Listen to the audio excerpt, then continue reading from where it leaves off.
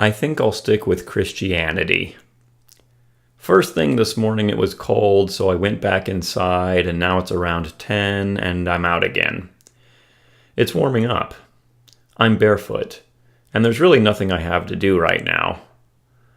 Winter is coming, but so is another summer. A bird lands on a branch, weighing it down, moves the branch and its leaves down and back up, and the dark bird with white eyes looks forward, looks this way, looks that way, leaps, spreads his wings, glides off into flight, into sunlight. Athletic, majestic. This happens every day. He must have a reason to arrive, and he must have a reason to depart. It's bird business I know nothing about. I am a witness to the bird's activity, his beautiful animal activity. But I will never be a judge. I have sympathy for the heathens who worshipped the sun. They never knew Jesus. They never felt the salvation that springs from joining his flock, of being found by the good shepherd, cast upon his broad, strong shoulders, finding pasture, finding rest.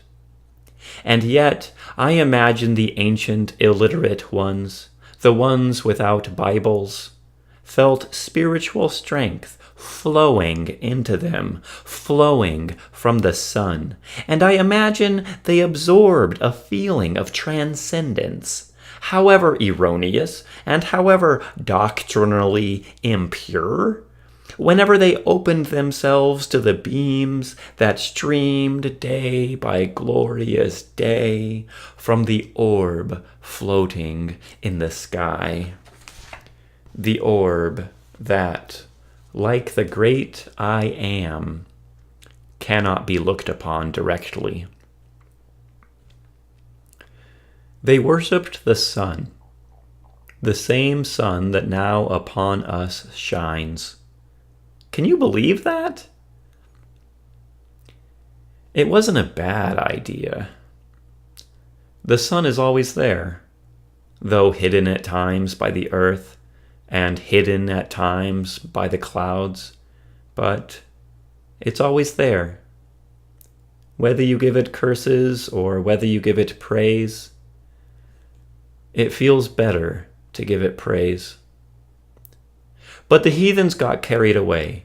If they had settled with the soft-spoken decency and the cyclical, sacred nature of life that seems to come from the sun, if they had quietly felt the serenity that emanates from a sunlit afternoon, maybe things would have worked out. Maybe they would have been happier.